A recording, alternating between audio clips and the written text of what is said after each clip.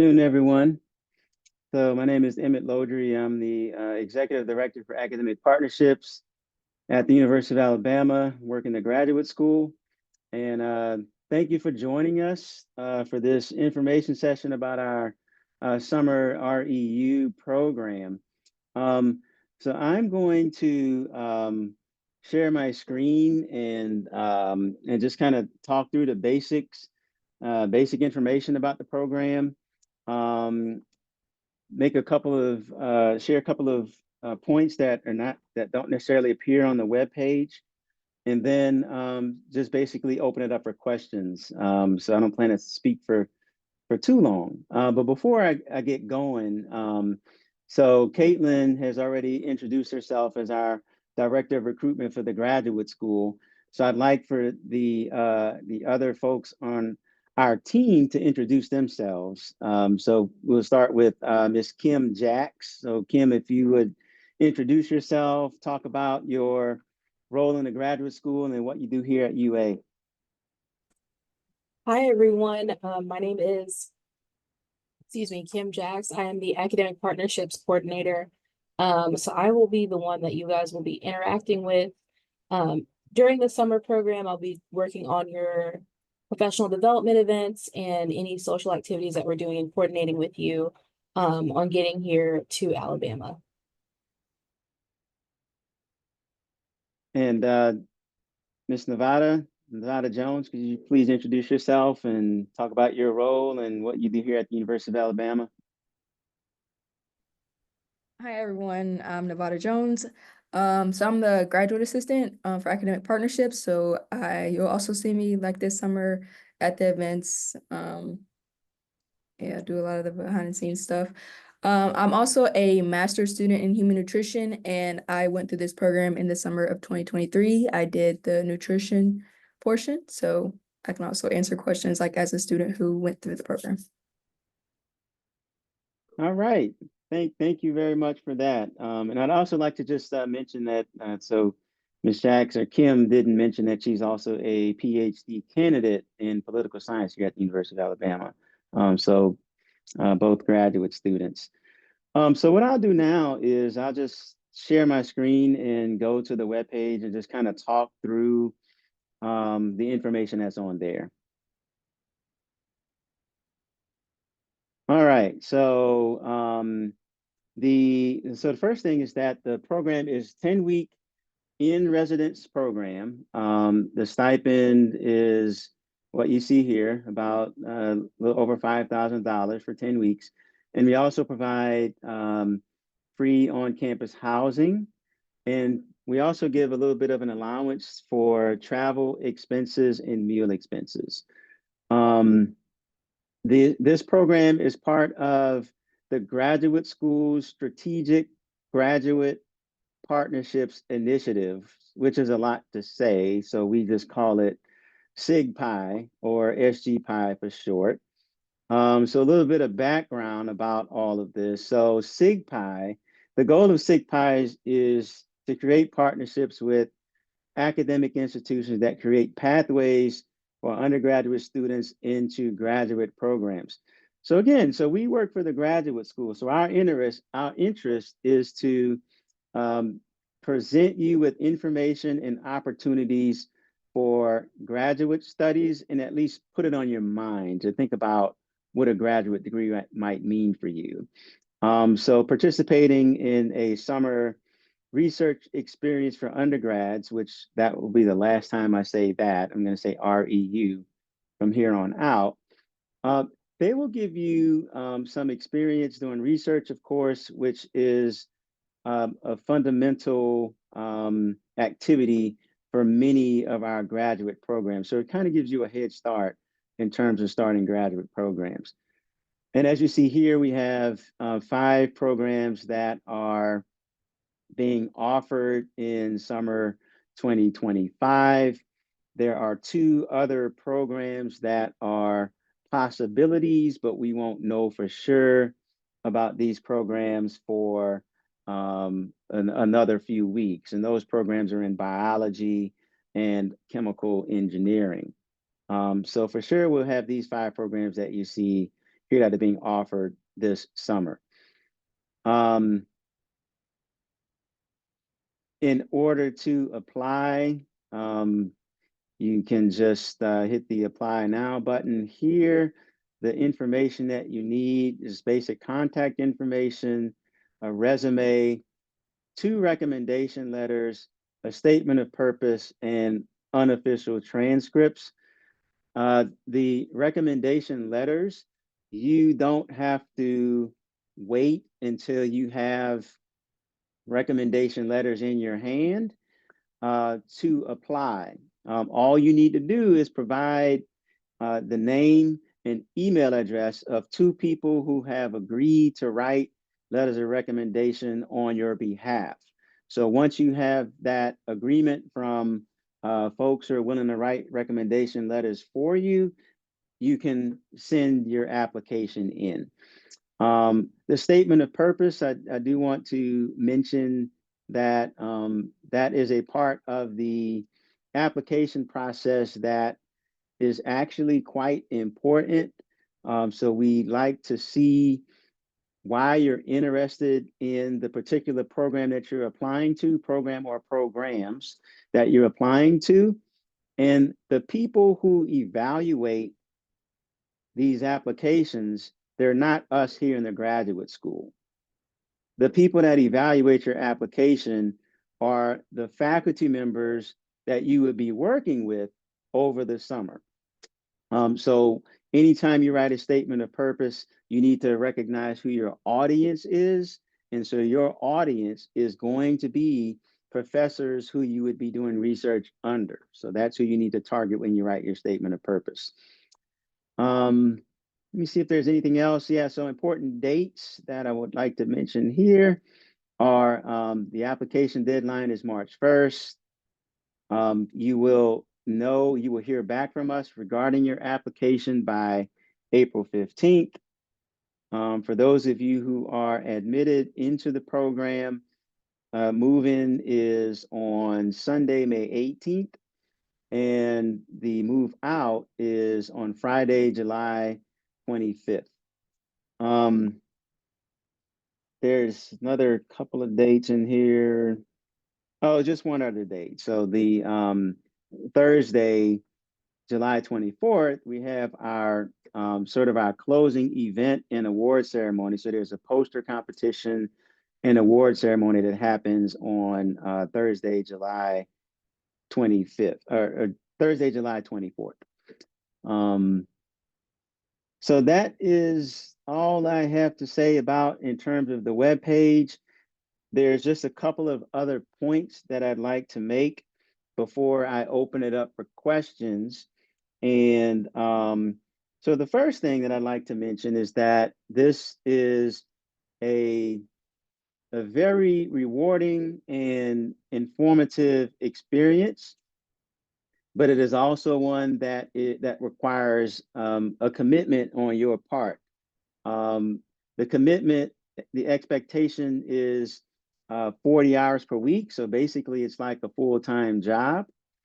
And that part does actually not include some of the evening events that we offer. And those are more of the social events that Kim Jacks had mentioned at the beginning of the session.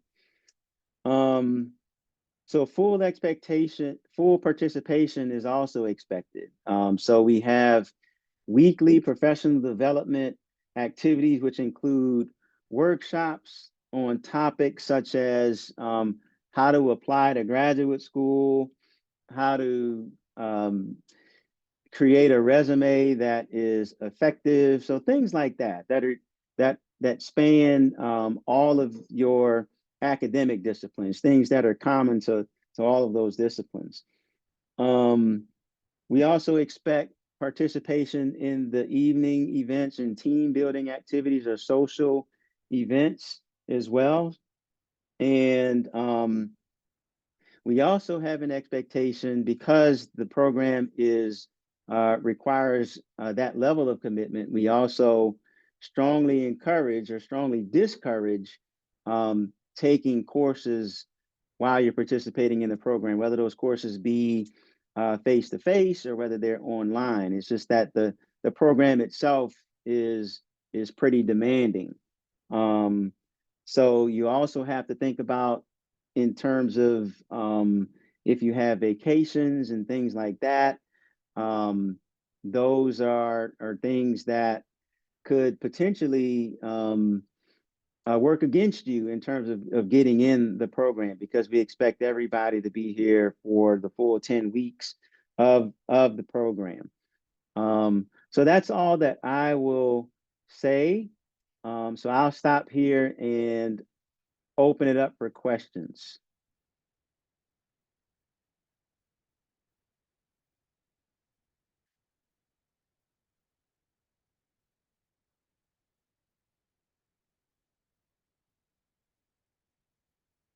So there is a question in the chat. What is the day-to-day program like? I'm interested in the food and nutrition. I'm really glad that you put that. You're interested in the food and nutrition REU, because I can't tell you what goes on in the individual program. So the faculty members run those programs. So I'm here in the graduate school and basically have involvement with the cohort-based activities.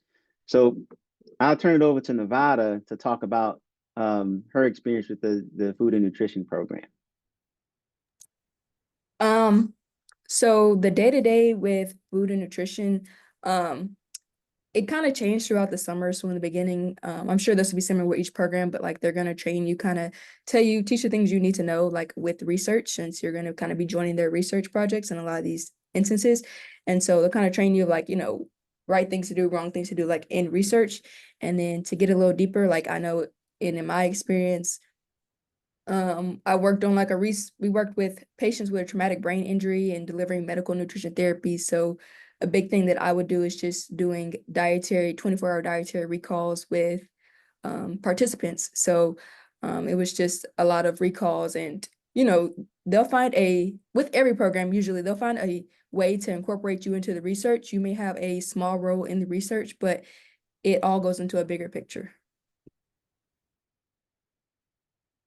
All right, thanks a lot, Nevada. Hi, I have a question. Yes. I heard for like the date of July 24th, y'all have an award ceremony and a poster competition. I heard that Nevada's like she did the food undergraduate thing. So I was wondering what that would look like. What would look like? The poster competition, like what are I guess some guidelines, and what were like the experience of that from the previous years? So so it's really a celebration is the way that we like to look at it, because you're here for 10 weeks, you're working hard, you're proud of what you did. So it's an opportunity to talk about your research to a broader audience. So last year we allowed participants to bring one or two family members. So people just kind of walked around and the students presented their research to anybody that walked by their poster. And just in terms of the poster themselves, we're going to have a poster presentation preparation workshop sometime during the summer to kind of get you ready to make a presentation, and all that will include most of that is going to be on your verbal communication as opposed to the way the poster itself looks, because your faculty mentor will pretty much give you guidance, will give you guidance on that. And the last thing I'll say from our perspective is that we give all student participants the guidelines that the judges will be following to evaluate you and your poster, so that you can know exactly what to focus on when you're creating it and preparing. Okay, thank you. I also have another question. For when I apply, do I need to make an account, like a Bama account? Hmm. I don't know. No, Caitlin, can you? No? no. Of course, once you, if you are selected for the program, there will be next steps where you do have to send us some information. We do set up, a MyBAM ID, I believe, correct me if I'm wrong, to where, you can have access to things on campus. But no, at the time, you will not be setting up a MyBAM ID or anything. No, as long as you apply through Slate, you're good. Yeah. We have a couple Okay, of thank questions you. in the chat that I wanted to ask or answer. So do both recommendation letters have to be from professors? No, they don't. Um, you know, so with the recommendations need to speak to your academic background. So I would say you want at least one to be from a professor because your academic background is really important. You need to have a certain um, prerequisites just to be able to do the research. So at least one should be from a professor. If you have some work experience that's related and it's in your field, then that would be a situation where you would get someone other than a professor. So you don't want somebody who's like not in your field to write one of these. That's just gonna say, oh, they're a great person and they work really hard and they did a good job working at the grocery store. Those won't be useful. So you want someone to speak to your technical expertise and mastery of the subject matter. Can I apply for multiple research programs as long as they relate to my major? Yes, you can apply to multiple research programs. Do we have to have certain prerequisites to apply? Yes. So each of the 5 programs have their own requirements in terms of what they're looking for. So on the web page, you can click on each of the programs to find out exactly what those prerequisites are. I already have my recommendation letters on hand. Could I email them to the graduate school or should I still you should still put down the emails of your recommenders on the application and then have them submitted. Another question, is there any suggestions about the statement of purpose? That's a loaded question. I'm gonna come back to that one. That's one I can talk pretty long about. So I want to make sure I get to the other questions that might not take as long to answer, and I'll come back to the SOP, which is statement of purpose. Can you apply to a program that is not directly related to your major? Yeah, it kind of depends. So what I'll say about that is um, most of the programs that we're offering, again, if you click on each one of them, they will have like majors that they're looking for. And sometimes they might say or related majors. So that will give you a little bit more guidance in terms of what your major is and how it relates to the programs in terms of what they're looking for. Hello, will weekends be included in the program schedule? I am interested in athletic training program. So no, so we didn't have anything scheduled on the weekends. So weekends are free for you. We don't have any programming on the weekends. Now, Emmett, or Dr. Lowery, sorry, for athletic training within their research, do they have anything that's on the weekends? I would They assume had not not that I'm aware of. Basically everything that they were doing during the week during with the week. with the sports teams. So yeah, as far as I know, they haven't had anything on the weekend. How would the free housing thing work when I already have an apartment signed lease until August here in Tuscaloosa? Yeah, so you can just stay in your apartment. We had some UA students last summer that just stayed in their apartment. right. So now I'll come back to the question about the statement of purpose. So yeah, so as I mentioned earlier, it's pretty important.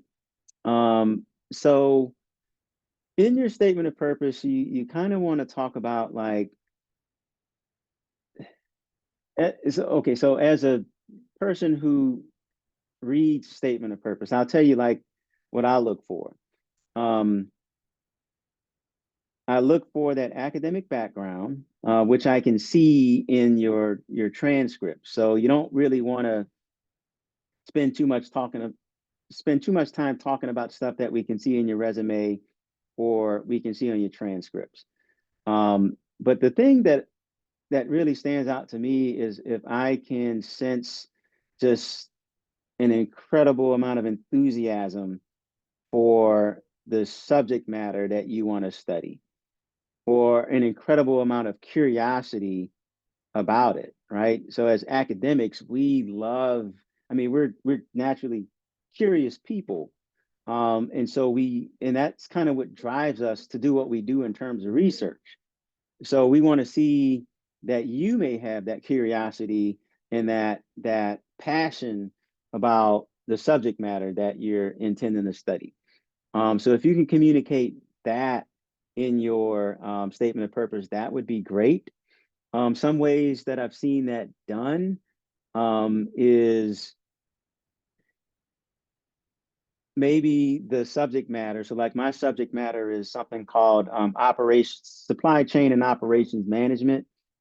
Certain type of people are into that. You might have certain personality characteristics that align with the way operations managers and supply chain managers think. So just kind of talking about how you are as a person and how you can draw the connection between you and your natural interest in the subject matter. So that's a way that you can kind of communicate that that passion and that curiosity about a subject matter. But in general, you want to communicate things that are in between the lines in your resume and not immediately apparent from the other parts of your application.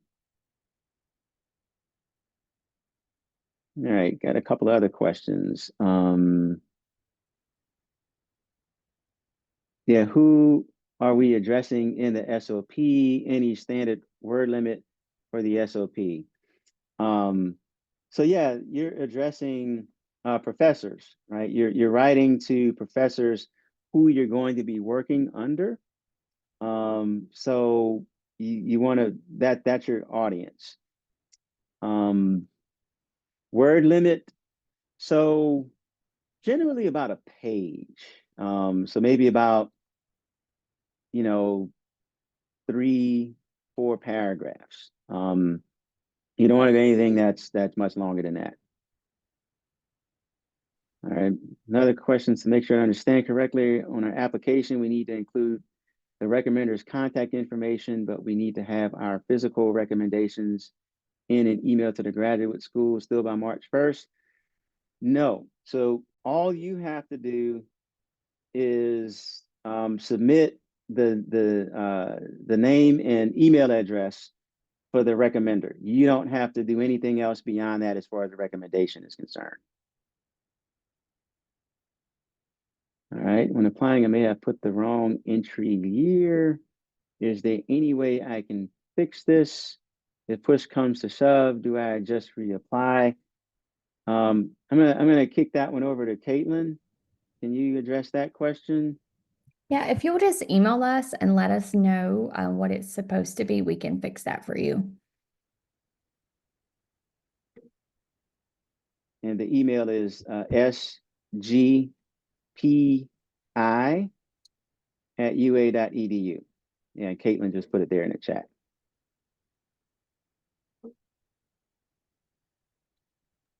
I have a question. Yes. So basically, like the program that I'm applying to, a part of the program, I'm already working with a professor right now in the during the semester. So I was, and also I talked to the professor. He said he's a part of the team. So I was wondering if in the statement of purpose, I can name the professor's name. Is that okay? Like I'm already working with him. Yes, yes, that yeah, I would encourage you to do that. Thank you. You're welcome. Thanks for the question.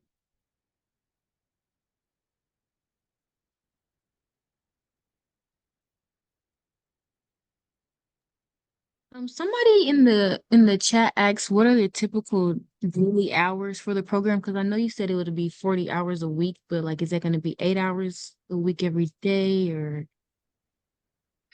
Yeah, that's, it really depends on the program that you're in because, so each program is going to have a coordinator, which is usually a faculty member or a staff member, and then several faculty members who are research mentors within the individual programs.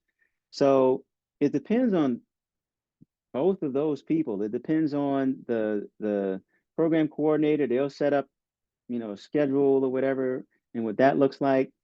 Um, and then your faculty mentor. And so, based on what students have experienced in the past, I think in the beginning, it's a little bit more structured in terms of like sessions that you have to do and go to and things like that, just to kind of get you up to speed.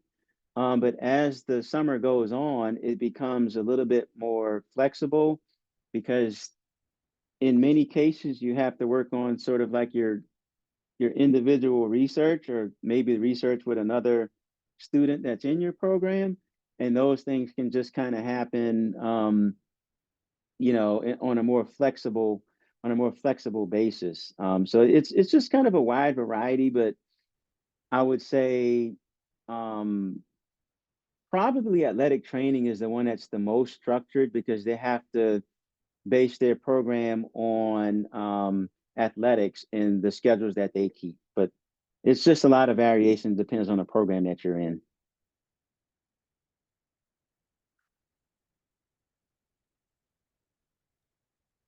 Okay, thank you. And then somebody else said, do we have to have our own transportation as well? And if not, if we do not live in the Tuscaloosa area to attend the events? Um, you mean like during the summer, do you need to have transportation? I guess so. It says Kiana Martin asked that, so but that's a good question. I wanted to know if we needed to have transportation as well during the summer and to get to the University of Alabama. Um, yeah, I mean, so yeah, I mean, you'll need, transportation to get from where you are to get to campus, but once you get to campus, um, you don't have to have transportation, but it's a pretty big campus. Um, and the University of Alabama is located in the state of Alabama, which is located in the south of the United States. And this is a summer program. So, summer South United States, uncomfortable to be walking everywhere during the summer.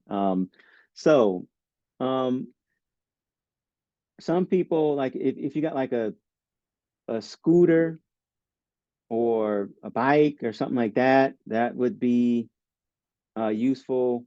Um, some people did just walk though, because the way where the apartments are that you'll be staying in, um, it's it's a little bit of a walk to get to many of the academic buildings that some of these programs are located in. Um, but I don't really, I, Nevada, maybe you can kind of speak to that as a former participant. I know, I'll give example for this past summer.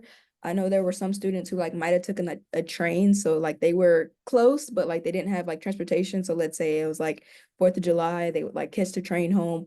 Or if we have like a networking event that is off campus, a lot of the students would carpool. Most people who had cars were willing to give somebody a ride, and if not, then I know me and the program coordinator would usually give a ride too if needed. And then with walking, I know when I was in the program, I did walk to where I was doing my research simply because parking can be challenging. So the walk-in is not that bad. I would just say make sure you have some water because it's hot here. It is hot here.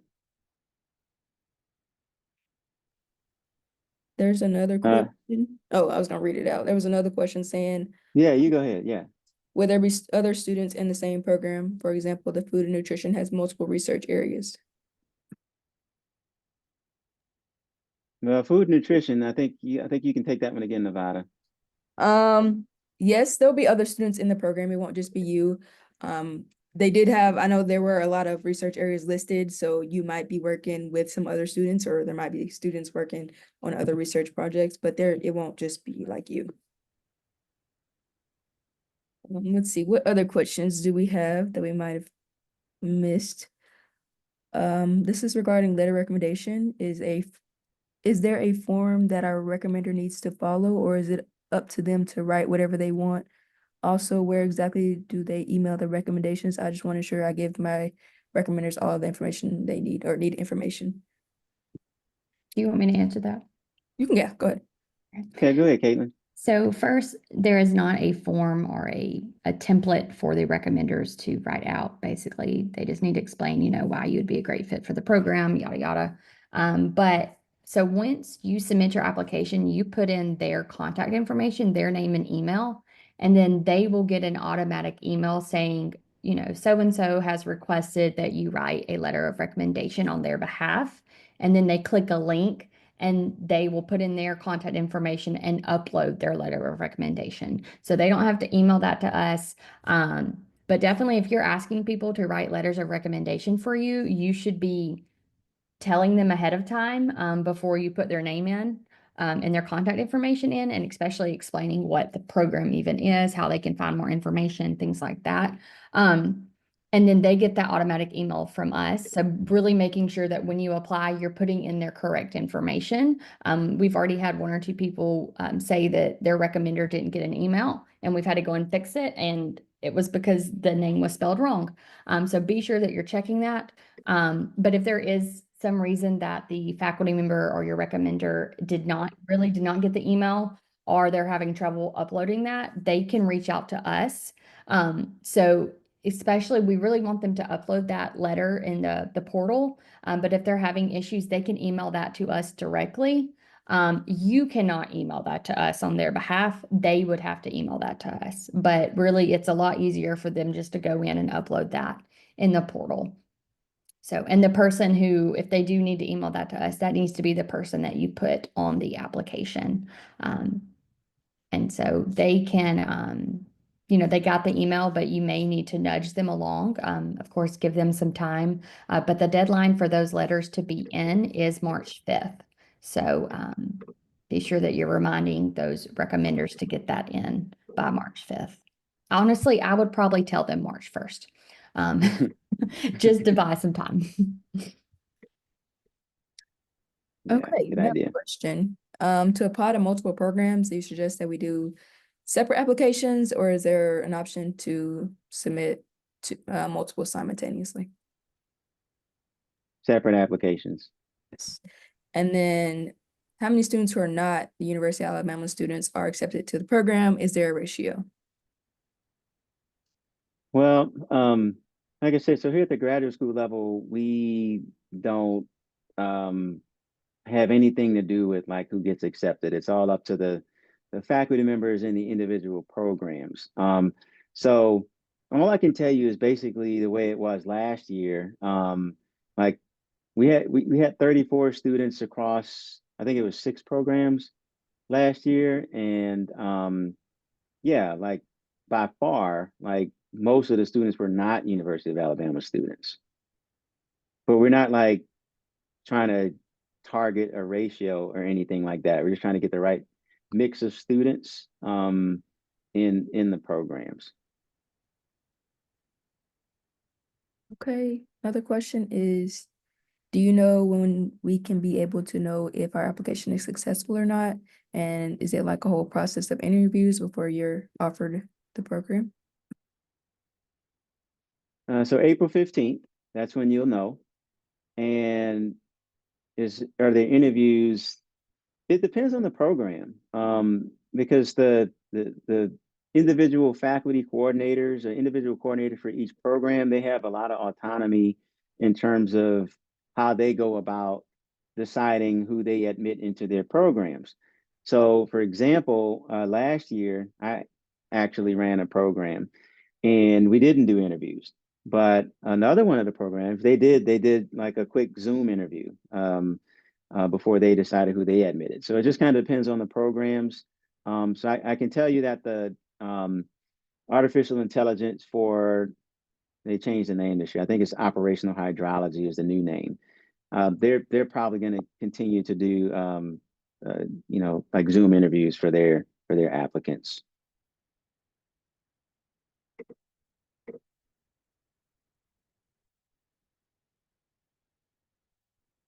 All right, let's see what else we have here.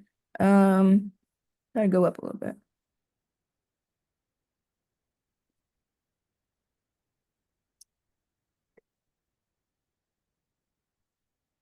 I think that's most of the questions. I don't know if we missed any questions, please retype it if you don't mind.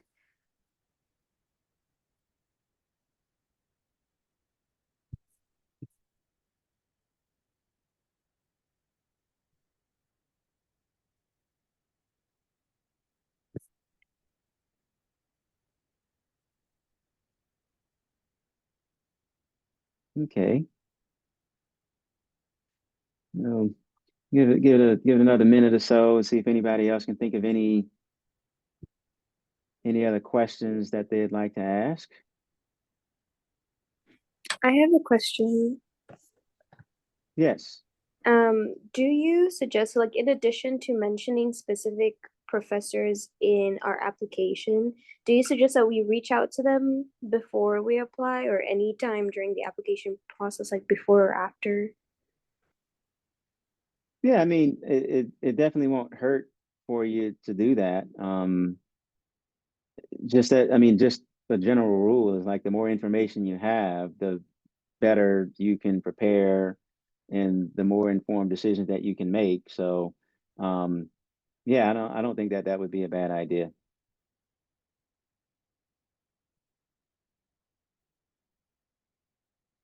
Okay, we got another question. Is there anything you want to tell us if we want to be successful? Hmm. Well, yeah, I think that you would need to do the basics really well. So just make sure that your application is complete. Um, Make sure your statement of purpose is grammatically sound, um, free from typos and spelling errors. Those things matter. Same for your resume. Um, yeah, so those are the first couple things that kind of come to mind. A quick thing, since he mentioned statement of purpose, please have somebody else look at it just to see, like maybe somebody who has applied to a job, applied to grad, something that's done something and knows what a statement of purpose should look like. Please have somebody look at it. Yes.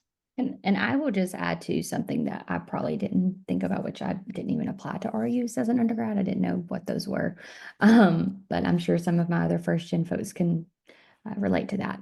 But just making sure that you know what the purpose of an REU is. This is a research experience for undergraduate students. If you don't like doing research, guys, this is not the program for you.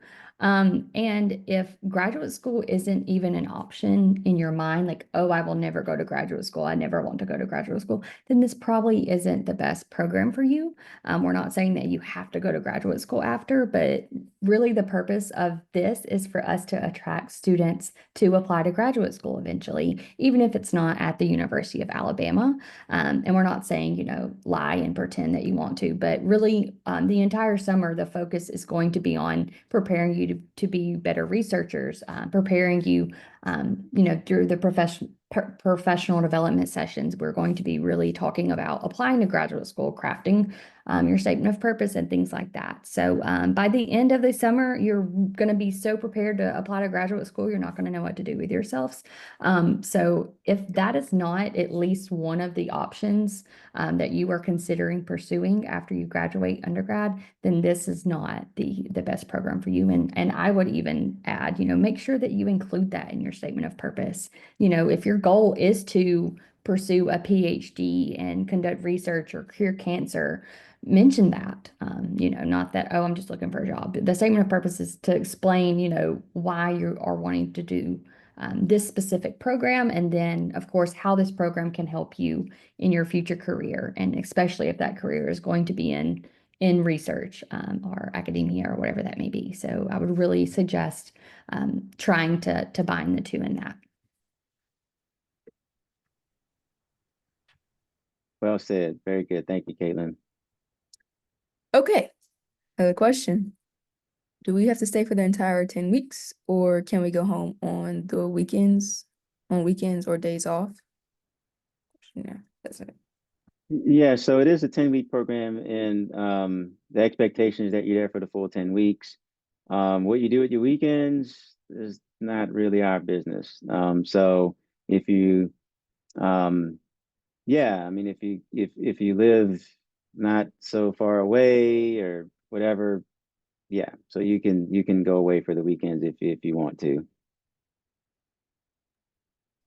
And for days off, there are certain holidays, so like Memorial Day or 4th of July, or if you just look at like UA's academic calendar, like it'll tell you like UA's closed. So of course you'd be off on those days. What about people who have family? Is there any way to help with housing? Oh, you mean like, I guess I don't really know what that means. You're talking about like you have like children or something like that, or yeah, so I don't know if that's the question that's being asked.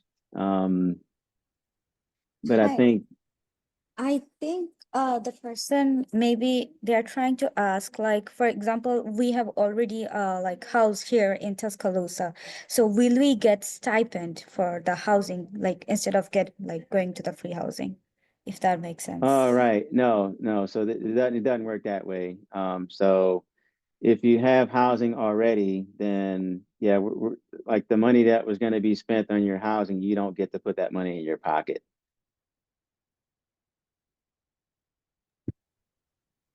Also, what is the master's degree program that you are offering related to artificial intelligence for operational hydrology? Oh my. Yeah. So that program is being run out of the Alabama Water Institute. So it's an institute that we have here on campus, and they work with several departments all across campus. They work with civil and environmental engineering. They work with my department, operations management. They work with computer science. They work with electrical engineering. They work with communication and information sciences. So they work with geography. So they just work with a very large number of departments across campus. So I think the way that you'd be able to kind of get a feel for what this particular year's offering would prepare you for in terms of a graduate program would be when you see the faculty members that are participating this summer. But it's several programs across campus beyond the ones that I just named that program can sort of get you prepared to be to apply to. I have a question. So at the end of the summer program, will we have any publications of ours?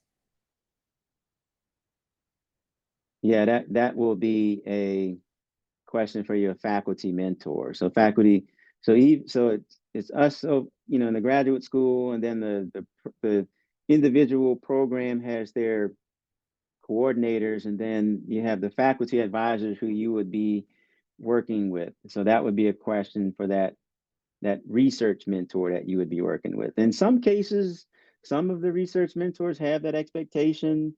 A lot of them don't, but it just kind of depends on your, like, where you are academically, in terms of how many courses you've already taken. That can kind of determine how advanced your research experience would be.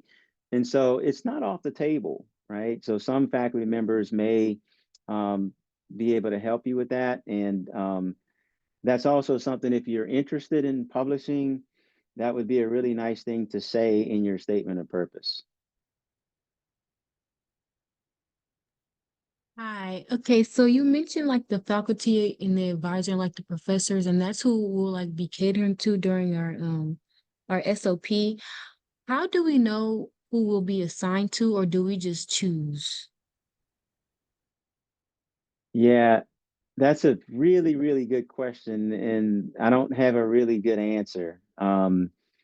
It's, it goes back to, again, that each of the discipline, each of the programs, they manage that in their own way. In the past, I've seen some programs do like a little speed dating thing to kind of match faculty with students. But it really just kind of depends on the program and how they want to manage that process.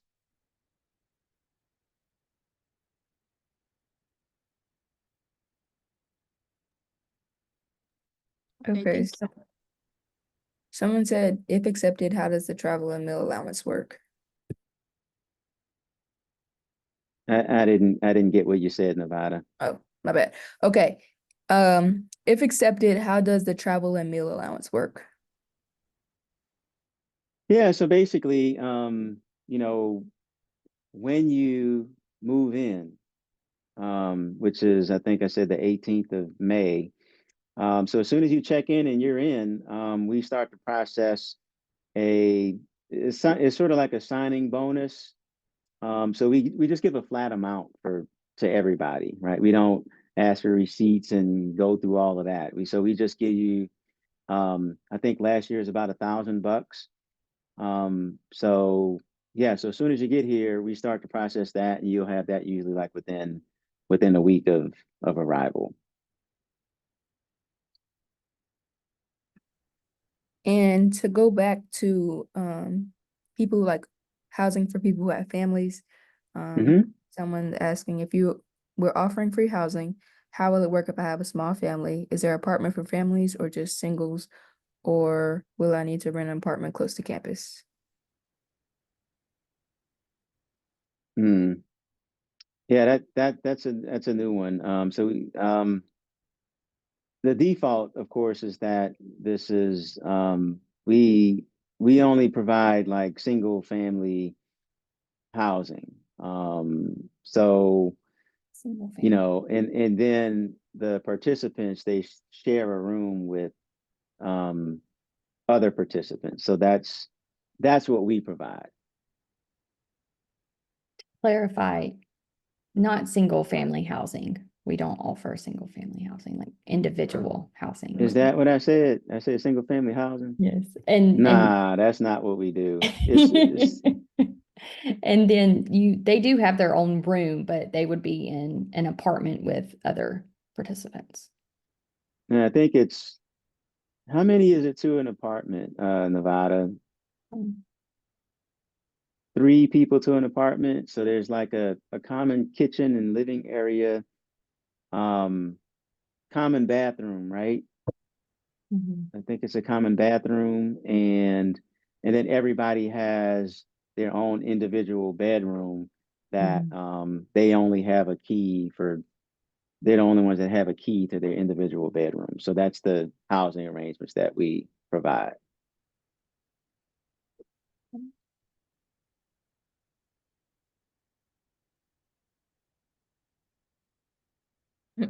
What is the bed size? I'm pretty sure it's just your standard twin XL, I think. Don't quote me on that one, but I'm pretty sure it's just your Twin Excel. Yeah.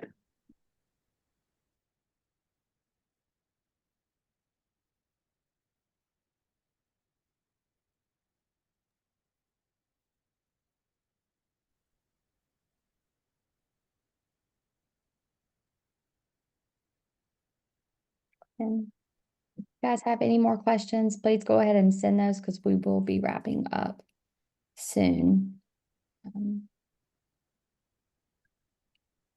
I know you said that the for the allowance, it was like $1,000 last year, and that's for the entire program, right? Yeah, so it's, we kind of look at the travel and meal assistance as a signing bonus. Mhm. And that's in addition to the overall stipend of 5,680. So, Yeah, so it's on top of that. Yeah, it's And not so- part of that 5,000. Yeah. and right, correct me, Emmett, but the 5,680 is given over every 2 weeks. So that's divided up every 2 weeks. Yeah, I think it's going to be once per month this Okay. time. Yeah, that's a good question, and it is tied to participation. So, if there's missing participation, then you won't get the full disbursement for that period. So the stipend is tied to assumes full participation in program activities.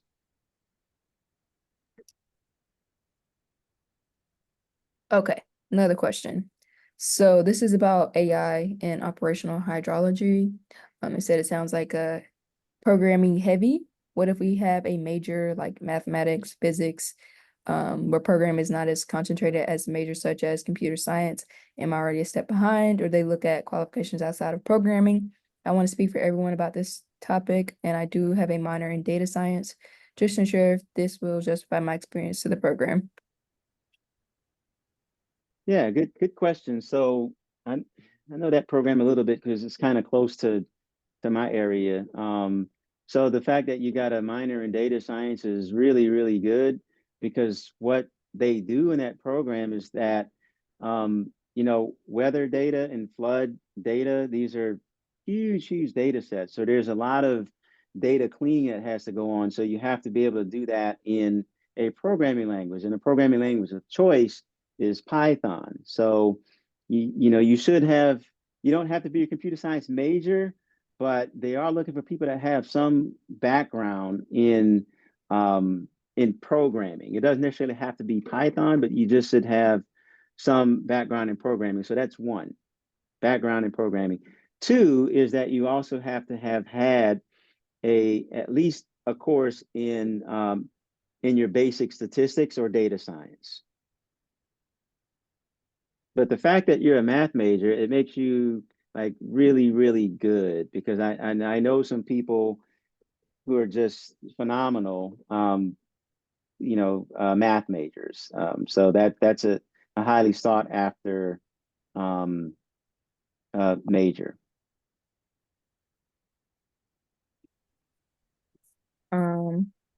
Is it just for the summer, or can we get an extension even after the summer? What the program I think you're itself? referring to the allowance, the traveling and meal allowance.